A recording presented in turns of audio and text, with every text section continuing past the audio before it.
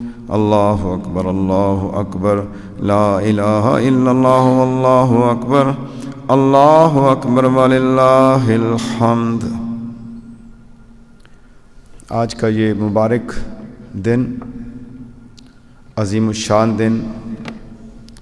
رحمتوں بھرا یہ دن پوری امت مسلمہ کے لیے خیر و برکت والا ہو جائے۔ اللہ تبارک و تعالی جل شانہ کی محبت کی بات ہو رہی تھی کہ محبت الہی حاصل کرنے کے لیے لطائف کا جاننا بہت ضروری ہے۔ پچھلے جمعۃ المبارک پہ میں نے لطائف کے اوپر مختصر روشنی ڈالی اور اس کی حقیقت سے آگاہ کیا، اور اس کے ساتھ تقسیم لطائف کے حوالہ سے دو بڑی اقسام بتائیں، لطائف عالم امر اور لطائف عالم خلق۔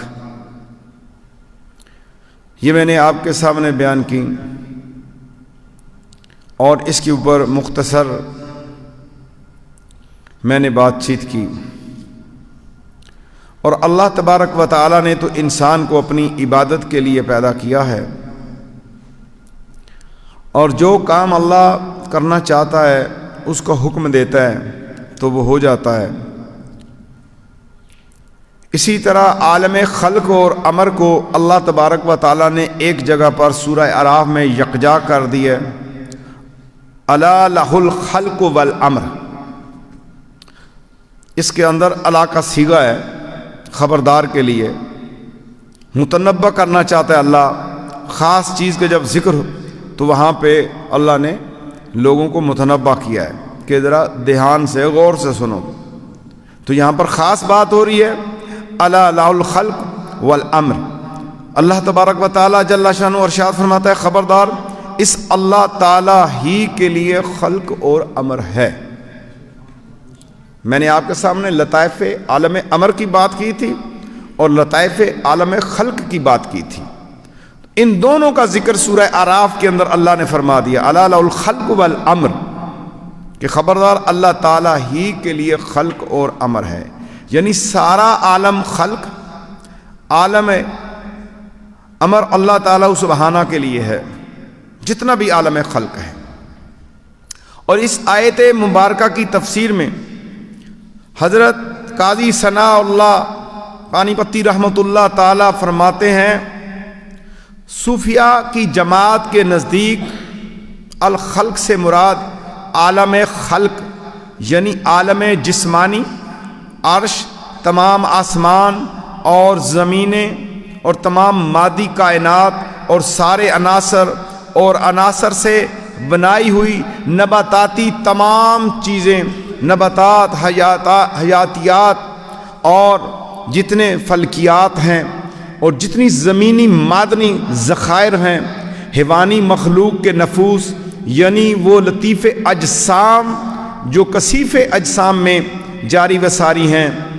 یہ سارے کے سارے عالم خلق سے مراد ہیں۔ اور عالم امر یعنی عالم مجردات کے اندر یہ چیزیں خلق کے اندر ہیں جو آپ کو دیکھنے میں نظر آتی ہیں، زمین ہے، آسمان ہے، چاند، سورج، ستارے، پہاڑ، یہ سارے یہ اللہ اس کے اوپر اللہ کی بادشاہی ہے۔ اور ایک عالم امر ہے جس کے اوپر اللہ کی بادشاہی ہے۔ اور عالم امر جو ہے عالم مجردات، اس میں قلب ہے، روح ہے، سری ہے، خفا ہے، اقفا ہے، قالب ہے، سلطان الاذکار ہے، انسان کے باطن کی وہ چیزیں ہیں جہاں سے وہ تزکیہ نفس کرتا ہے اور اس کی اصلاح ہوتی ہے اور اسے اللہ کی وحدانیت کا پتہ چلتا ہے، اللہ کی توحید کا پتہ چلتا ہے، اللہ کی معرفت اور اس کو پہچان ملتی ہے۔ ان کا تعلق عالم امر کے ساتھ ہے۔ عالم خلق اللہ کے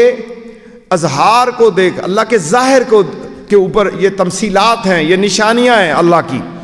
چاند، سورج، ستارے، درخت، پہاڑ، یہ لہلہاتے درخت، یہ پھل پھول، یہ سبزے، یہ رات کی اندھیری رات اور دن کا روشن اجالا، یہ اللہ کی نشانیاں ہیں۔ اسی کو عالم خلق کہا جاتا ہے۔ اس کے اوپر اللہ کی بادشاہی، اور عالم مجردات، عالم امر جو انسان کے باطن کے اندر ہے، اس کے اوپر بھی اللہ کی حکمرانی ہے، اور اللہ جس کو چاہتا ہے ہدایت دے دیتا ہے، اور اللہ جس پر کرم کرتا ہے اسے اللہ اپنی ولایت سے نواز دیتا ہے۔ تو اللہ تبارک و تعالی نے عالم خلق کے لطائف کی وضاحت کا جاننا ہر بندے کے بس کی بات نہیں ہے۔ جیسے فلسفی لوگ نور نبوت سے محرومی کی وجہ سے صرف ظن و گمان کے مطابق اندازے اور تخمینے لگاتے ہیں، حضور صلی اللہ علیہ وسلم کی ذات کے اوپر جو ہے تخمینے لگاتے ہیں، وہ اللہ جس نے پوری کائنات کو نور دیا ہے، وہ اللہ جس نے پوری کائنات کو علم دیا ہے، اور پوری کائنات کے علم سے بڑھ کر اللہ نے اپنے نبی مکرم رحمت اللہ عالمین خاتم النبیین صلی اللہ تعالی وسلم کو علم دیا۔ اب حضور صلی اللہ علیہ وسلم کی ذات کو جاننے کے لیے بھی اللہ کی عطا ہوگی تو سمجھ لگے گی کہ سرکار کی معراج کیا ہے، آپ کا رتبہ کیا ہے، آپ کی شان کیا ہے۔ آسمانوں اور عالم امر کے حقائق کے لیے صرف بارگاہ رسالت صلی اللہ تعالی علیہ وآلہ وسلم وہ واحد ذریعہ ہے جس کے ذریعے شریعت اسلامیہ اور نور نبوت پہ کامل یقین کے بعد انسان کامل و اکمل ہوتا ہے، اور یہی وہ نور جناب صدیق اکبر رضی اللہ تعالیٰ عنہ کے سینے کے اندر موجود تھا، جنہوں نے بغیر سنے اور بغیر دیکھے جب آپ تک یہ خبر پہنچتی ہے کہ رسول اللہ صلی اللہ علیہ وسلم کو معراج ہوئی، تو آپ نے بغیر دلیل کے، بغیر کسی نشانی مانے کے آپ نے تصدیق کر دی کہ رسول اللہ صلی اللہ علیہ وسلم کو جو معراج ہوئی ہے وہ حق اور سچ ہے۔ یہ ہے باطن عالم امر کے اندر جو وہ نور تھا، ان کے اندر جو موجود تھا، جس نے اقرار کروایا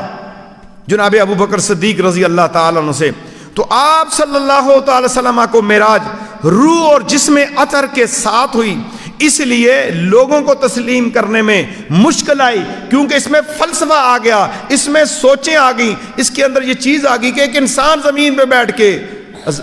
کس طرح معراج پہ کر سکتا ہے راتوں رات؟ اگر محض خواب کی حالت ہوتی تو ہر کوئی خواب کو تسلیم کر لیتا۔ یہ آزمائش تھی مومن اور منافق کے اندر، یہ آزمائش تھی ان قلوب کے اندر جن کے اندر عالم امر مکمل کام کر رہے تھے۔ صحابہ کی وہ عظیم جماعت، اہل بیت کی وہ عظیم جماعت جنہوں نے بغیر دلیل کے اس چیز کو مانا کہ ہاں رسول اللہ صلی اللہ علیہ وسلم جسم کے ساتھ بھی اور روح کے ساتھ بھی عالم امر سے گزرتے ہوئے جو ہے اللہ کی بارگاہ کے اندر پہنچے اور انہیں معراج نصیب ہوئی ہے۔ تو میرے دوستو، آج جو سائنس ہے، سائنس کسی نے دیکھی ہے؟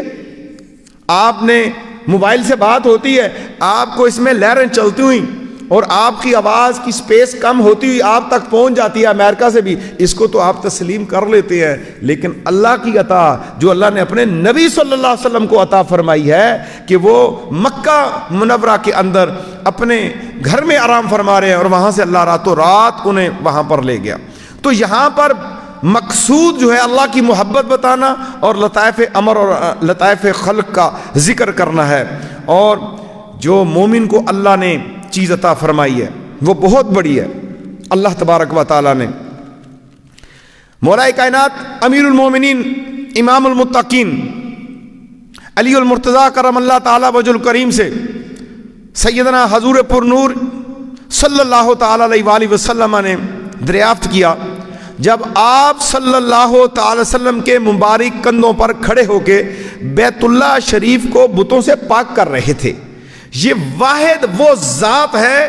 مولا کائنات حضرت علی المرتضیٰ کی جنہیں رسول اللہ صلی اللہ علیہ وسلم نے اپنے کاندھوں پر سوار کیا۔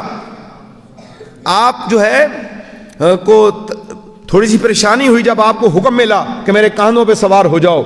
اور ان کاندھوں کے درمیان جو ہے مور نبوت بھی ہے، اور اللہ کے حبیب، اللہ کے نبی، رسولوں کے امام کہہ رہے ہیں علی میرے کاندھوں پہ کھڑے ہو جاؤ۔ ٹھیک ہے، نبوت کو کی ولایت کے قدموں کو نبوت کے اوپر سوار کر لیا، کہا ان بتوں کو توڑ دو میرے کاندھوں پہ سوار ہو کے۔ یہ ثابت کر دیا کہ حضور کی محبت علی سے کس طرح ہے اور علی کی محبت حضور صلی اللہ علیہ وسلم کے ساتھ کس طرح ہے۔ تو پھر بتوں کو پاک کر رہے تھے، پوچھا اے علی اس وقت کیسے محسوس کر رہے تھے جب تم میرے کاندھوں پہ سوار تھے؟ اے میرے علی، اے میرے بھائی بتا اس وقت تو کیا محسوس کر رہا تھا جب تیرے قدم زمین پہ تھے؟ اس وقت تیری کیفیت اس کے بعد جو ہی تیرے قدم میرے کانوں پہ آئے اس وقت تو کیا محسوس کر رہا تھا؟ تو مولا کائنات عرض کرتے ہیں یا رسول اللہ صلی اللہ تعالی وسلم اس وقت میری کیفیت یہ کہ اگر میں عرش معلیٰ کے ستونوں کو ہاتھ سے پکڑنا چاہتا تو پکڑ سکتا تھا، لیکن آپ نے بت گرانے کی میری ڈیوٹی لگائی ہوئی تھی۔ یعنی اب آپ حضور صلی اللہ علیہ وسلم کے علم کی معراج کو دیکھیے، حضور کے نور نبوت کی بات دیکھیے کہ جن کندھوں پر عارضی طور پہ لیے حضرت علی اور مرتضیٰ سوار ہوتے ہیں، اللہ کی عطا سے نور نبوت کے اس فیضان سے حضرت علی فرماتے ہیں کہ اگر میں عرش معلیٰ کے وہ ستون پکڑنا چاہتا تو میں پکڑ سکتا تھا یا رسول اللہ صلی اللہ تعالی علیہ وآلہ وسلم۔ یہ ہے میرے حضور نبی کریم صلی اللہ تعالی علیہ وآلہ وسلم کے کو جو اللہ نے عطا کی ہے۔ تو حضرت سیدنا مولا علی شیر خدا باطنی لطائف سے حجابات اٹھ چکے تھے اس وقت۔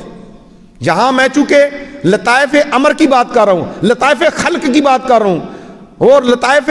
سطح کی بات کر رہا ہوں، جس سے انسان باطنی طور پر اللہ کو جانتا ہے، جو پچھلے جمعہ کی ایک کڑی ہے کہ باطنی لطائف سے اس وقت حضرت علی کے لطائف کھل چکے تھے، حجابات اٹھ کھل چکے تھے۔ یہ ذریعہ بن گئے حضرت علی کے لیے رسول اللہ صلی اللہ علیہ وسلم کی ذات گرامی اور وہ بارگاہ کو سبحانہ کے قریب کی کیفیت میں تھے، یہاں تک کہ وہ عرش کے وہ ستون دیکھ رہے تھے۔ یہاں پر زمین اور مکان کی کوئی قید نہ رہی۔ باطن امر وہ ہے، عالم امر وہ ہے جب انسان کو اس پہ عبور ہوتا ہے، اس کے علم سے آراستوں پہ راستہ کیا جاتا ہے اور اس کے قالب کے اوپر جو توجہ ڈالی جاتی ہے اور وہ اس نور سے اس نور کو دیکھتا ہے، تو پھر مکان اور زمان کی کوئی کیفیت باقی نہیں رہتی۔ نور باطن کی نعمت سے سرفراز انسان ہو جاتا ہے اور حجابات ہٹ جاتے ہیں۔ باطنی نور سے جو لوگ محروم ہیں وہ بالکل جو ہے انہیں کوئی پتہ ہی نہیں۔ میرے آقا صلی اللہ تعالی وسلم نے ارشاد فرمایا مومن کی فراست سے ڈرو، وہ اللہ کے عطا کردہ نور سے دیکھتا ہے، اور مومن کی زبان سے ڈرو، اس کی زبان رحمان کی تلوار ہے۔ یہ ظاہر گوشت ہے، یہ گوشت ہے ظاہر۔ فرشتوں کو یہ پتا تھا کہ رسول اللہ صلی اللہ علیہ وسلم کی زبان کی تاثیر کیا ہے۔ جب طائف میں آپ پر لوگوں نے پتھر پھینکے تو آپ کو فرشتوں نے کہا، آپ کے پاس جو جماعت تھی صحابہ کی، اس نے کہا یا رسول اللہ صلی اللہ علیہ وسلم آپ ذرا ہاتھ اٹھائیے اللہ کی بارگاہ کے اندر۔ اب یہ ہاتھ اٹھوانے کی گزارش کرنے والوں کو بھی پتا تھا کہ رسول اللہ کی زبان میں تاثیر کیا ہے، اور رسول اللہ صلی اللہ علیہ وسلم کو خود بھی یہ معلوم تھا کہ اگر میری زبان ان کے خلاف اٹھ گئی تو اللہ نے انہیں قیامت تک کے لیے تباہ و برباد کر دینا ہے، اس زمین پہ سبزہ بھی پیدا نہیں ہونا۔ یہ ہے عالم امر کے وہ علوم جو اللہ تبارک و تعالی نے اپنے انبیاء کو دیے اور رسولوں کو عطا کیے، اور اس کے بعد اس سے سب سے زیادہ رسول کریم صلی اللہ علیہ وسلم کو اس کے اوپر دسترس دی، اور اس طرح یہ انسان باطنی طور پر آگے بڑھتا ہے۔ اگر یہ نور نبوت ختم ہو جاتا تو پھر خلفائے راشدین نے اتنی خوبصورت سلطنت اسلامیہ کو قائم کیا، وہ اسی نور نبوت کی بنیاد کے اوپر تھا۔ اگر نور نبوت ختم ہو جاتا تو غوث اعظم شیخ عبد القادر جیلانی رضی اللہ تعالیٰ عنہ کے روحانی کمالات آج ہم نہ دیکھتے نہ سنتے۔ اگر یہیں پہ یہ بات ختم ہو جاتی تو بہاؤ الدین نقشبندی رحمت اللہ تعالیٰ اور شہاب الدین سہروردی جیسے درخشاں ستاروں کا دنیا میں کوئی تذکرہ ہی نہ ملتا۔ ان ہستیوں کے باطن سے نور نبوت کی روحانی طاقت کے ساتھ اللہ نے بکھرے ہوئے لوگوں کو، بھٹکی ہوئی انسانیت کو ہدایت عطا فرما دی۔ جب کفر اکبر کے دور میں جب یہ کفر اس وقت ظاہر ہوتا ہے کہ جب ہندو اور سکھوں کے اندر مذہب کی کوئی چیز نہیں رہتی، تو اس مقام کے اوپر حضرت مجدد الافسانی کے ذریعے نور نبوت کے فیضان سے جو ہے تخت اکبر کو بھی ہلا کے رکھ دیا جاتا ہے، اور ہندوؤں اور مسلمانوں کے درمیان اسلامی نظریے کی جو ہے وہ پاسداری کی جاتی ہے اور اسلام کے نور کو منور کیا جاتا ہے۔ تو اگر یہ معاذ اللہ نور ختم ہو جاتا تو پھر تو کفر پھیل جاتا۔ برے صغیر پاک و ہند کے اندر کفر بڑے عروج پہ تھا، لیکن کفر کو اللہ تبارک و تعالیٰ نے انہی عالم امر کے ذریعے پاش کر دیا اور انہی اولیاء کاملین کے ذریعے ان کی بقا کو رکھا۔ حضرت شیخ احمد سرہندی نقشبندی کو پوری دنیا اسلام میں ہزاروں سال کے لیے مجدد تسلیم کرنا پڑ گیا، اور جب کفر اس برے صغیر پاک و ہند کے اندر اتنا کفر پھیل چکا تھا کہ اسلام کا نام لینے کے لیے کوئی نہیں آ رہا تھا، تو اللہ تبارک و تعالیٰ نے عالم امر کے ذریعے اور ان عوامر کے ذریعے اپنے خاص بندے سید عبداللطیف شاہ المعروف امام بری سرکار رحمت اللہ تعالیٰ کو نورانی اور روحانی فیوضات کے ساتھ اور انہیں عالم امر کے وہ حقائق دینے کے بعد نور نبوت سے برے صغیر پاک و ہند کے اندر اس طرح کی مدد فرمائی کہ اس پورے برے صغیر پاک و ہند کے اندر آج اسلام راج ہے، بلکہ جس جگہ پہ اپنے اس ولی کو بٹھایا وہ اسلام کا قلعہ بن گیا اور اسلامی ملک کی سلطنت کا دارالخلافہ بن گیا۔ یہ وہ نور نبوت تھا، وہ نور اسلام تھا، عالم امر کے ساتھ اللہ کی وہ طاقت تھی جس کا پرچم اسلام کا پاکستان کے اندر قائم ہوا۔ اس کے پیچھے بھی لطائف ستہ کی خدمات پائی جاتی ہیں جس کے ذریعے انسان اللہ کا ولی بنتا ہے۔ میں مقصد آپ کو بنیادی طور پہ لطائف سمجھا رہا ہوں کہ لطائف کیا چیز ہیں اور کس طریقے سے انسان اللہ تبارک و تعالی کی طرف جاتا ہے۔ اور اللہ کے امر کے بارے میں ایک جگہ پہ خود رب تعالی ارشاد فرماتا ہے قُلِ الرُّوحُ فِي أَمْرِ رَبِّي، عالم امر کی بات ہو رہی ہے، عالم امر کی بات ہو رہی ہے کہ اے پیارے حبیب صلی اللہ علیہ وسلم، جب آپ سے پوچھا گیا کہ یہ روح کیا ہے تو اللہ تبارک و تعالی نے اپنے نبی کو جواب دے کے فرمایا کل کہہ دیجئے کہ آپ فرما دیجئے کہ روح میرے رب کے امر سے ہے۔ اب اللہ کا امر چلتا ہے، اللہ کا حکم چلتا ہے، اللہ کی بات چلتی ہے، اللہ کے بغیر کسی کا نظام نہیں چلتا۔ نبی بھی بولتا ہے تو اللہ کے حکم سے بولتا ہے، رسول بھی بولتا ہے تو اللہ کے حکم سے بولتا ہے، کتاب کے اندر ایک ایک لفظ جو ہے وہ اللہ کے حکم سے ہے۔ تو میرے دوستو، لطیفہ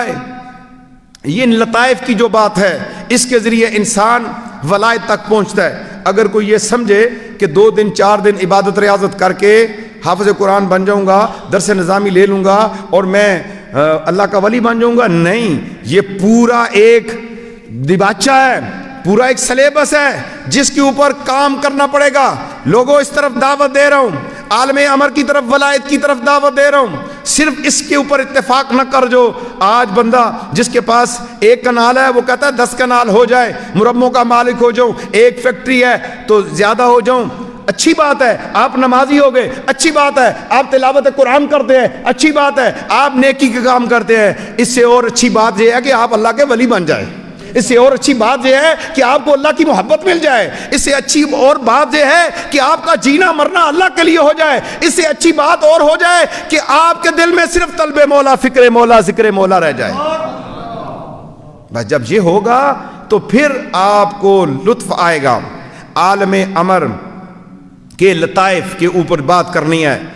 سنیے، آج غور سے سنیے، جمعۃ المبارک کے خطاب میں عالم امر کے لطائف کی تفصیل بالکل میں آپ کو 2-4 منٹ کے اندر بیان کرنے لگا ہوں۔ انسان کا دل جسے آپ سب جانتے ہیں، اس دنیا میں ہزاروں سینکڑوں ڈاکٹر آئے دل کے آپریشن کرنے والے سرجن بھی مر گئے، دل تو وہیں پر ہے۔ ہزاروں طبیب اور حکیم آئے، اس دل کا جو طبیب ہے سب سے بڑا وہ اللہ کے پیارے حبیب نبی محترم رحمت للعالمین خاتم النبیین صلی اللہ علیہ وسلم کی ذات گرامی ہے۔ تو آپ کے لطیفہ قلب سے جو ہم تک بات پہنچی، پوری کائنات، پوری انسانیت کو ہدایت ملی، یہ قلب چلا کہاں سے، اس کا تعلق کس طرح انسان کے ساتھ جڑا؟ اس لطیفے کا نام لطیفہ قلب ہے۔ کاف 2 نقطوں والا، کاف کش والا نہیں، 2 نقطوں والا کاف، کاف لام با، قلب، دل جس کو آپ کہتے ہیں۔ یہ جو دل ہے یہ بائیں جانب ہے۔ اس مقام پہ ایک نشان ہے جسے آپ نشان پستان بولتے ہیں، بائیں جانب اس جگہ سے 2 انگلی نیچے اس جانب لطیفہ قلب ہے، بائیں پستان سے 2 انگل نیچے پہلو کی جانب، یہ زیر قدم ہے سیدنا آدم علیہ السلام، اور اس کا رنگ ہے زرد۔ جس طرح آپ کو یہ کلر نظر آ رہا ہے، جس طرح یہ آپ کو ستون نظر آ رہے ہیں، اسی کی بنیاد کے اوپر یہ کلر کی تقسیم اس مسجد کے اندر کی گئی۔ یہ قلب جو ہے زرد رنگ کا، بائیں جانب انسان کا جو دل ہے، جسے آپ ایک گوشت نما جانتے ہیں، ایک لوتھڑا جانتے ہیں، ایک گوشت کا ٹکڑا جانتے ہیں، اس کو لطیفہ قلب کہتے ہیں۔ کیا کہتے ہیں؟ لطیفہ قلب۔ سالکان طریقت بولیے، آپ سیکھ رہے ہیں، علم حاصل کر رہے ہیں، بات نہیں، عالم امر آپ کو بتا رہا ہوں، لطیفہ قلب کہتے ہیں۔ اب اس کے بعد نمبر 2 پہ ہے لطیفہ روح، جس کو لطیفہ روح کہتے ہیں۔ اس پستان کے بائیں جانب اس طرف اندر کی طرف جھکا ہوا پسلیوں کی جانب، دائیں پستان سے 2 انگل نیچے کی جانب جو ہے یہ لطیفہ ہے۔ یہ زیر قدم سیدنا حضرت نوح علیہ السلام کے ساتھ ہے، اور اس کا تعلق سرخ رنگ کے ساتھ ہے۔ جس طرح آپ کو یہ سرخ رنگ نظر آ رہے ہیں، اس طرح یہ اس کے ساتھ اس کا تعلق ہے سرخ رنگ کے ساتھ۔ اور اسی طرح صرف تیسرا ذکر ہے،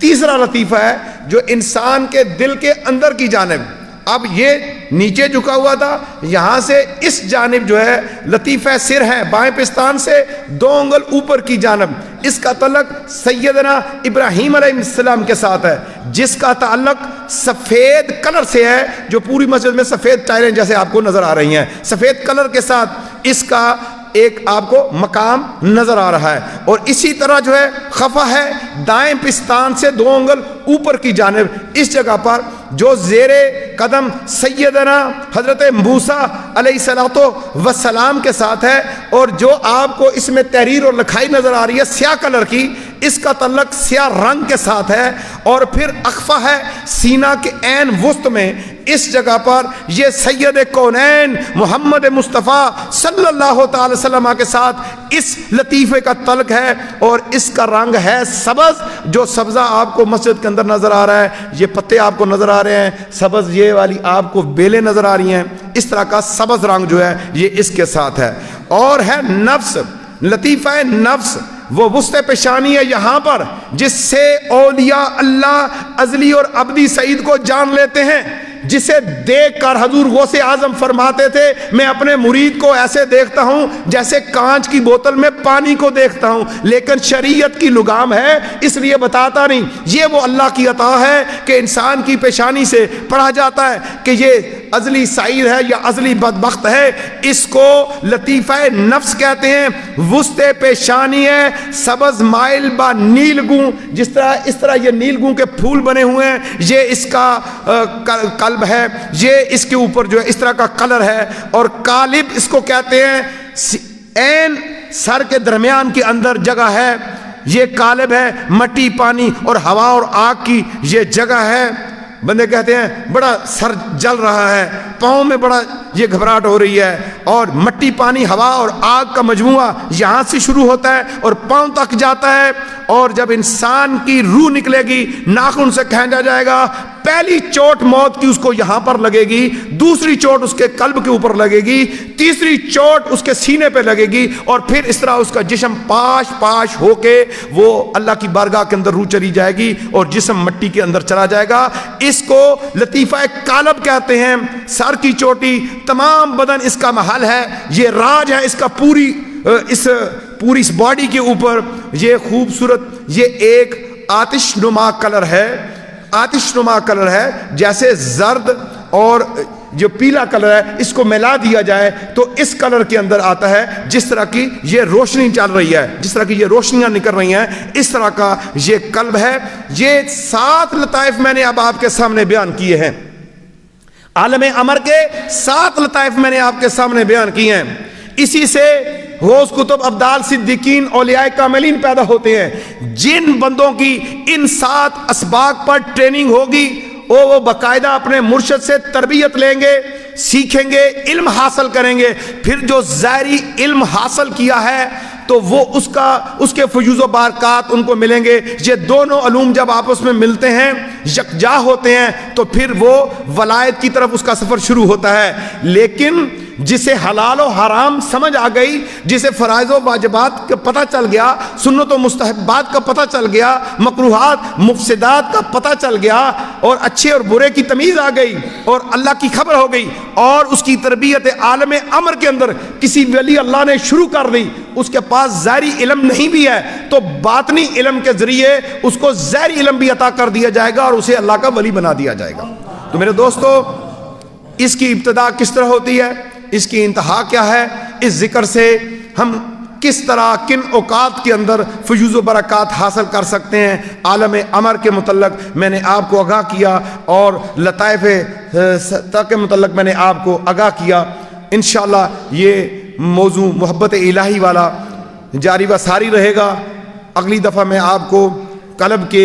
وہ ساری چیزیں وہ امر بتاؤں گا کہ دل کو کس طرح ذکر اللہ کے اندر جاری کیا جاتا ہے۔ زبان تو اللہ کہتی ہے، دل کیوں نہیں کہتا؟ عالم امر کہہ رہا ہے۔ عالم امر کی تعلیم ہی یہی ہے کہ دل سے کلمانہ اقرار باللسان و تصدیق بالقلب۔ عالم امر کی پکار ہی یہی ہے۔ عالم امر یہ کہتا ہے کہ تم اپنے دل کو جاری و ساری کرو۔ جب تمہارا قالب جاری ہو گیا اور یہ دل ذاکر بن گیا، تمہیں پھر بہت اچھی طرح واضح طور پہ پتہ چل جائے گا حق کیا ہے اور باطل کیا ہے۔ اللہ مجھے اور آپ کو، پوری امت مسلمہ کو حق پر قائم رکھے، باطل طور طریقوں، باطل قوتوں سے اور نفسانی خواہشوں سے، نفسانی اور شیطانی قوتوں سے اللہ تعالیٰ مجھے اور آپ کو محفوظ فرمائے۔ آمین بجاہ نبی الکریم صلی اللہ تعالیٰ علیہ وآلہ وسلم۔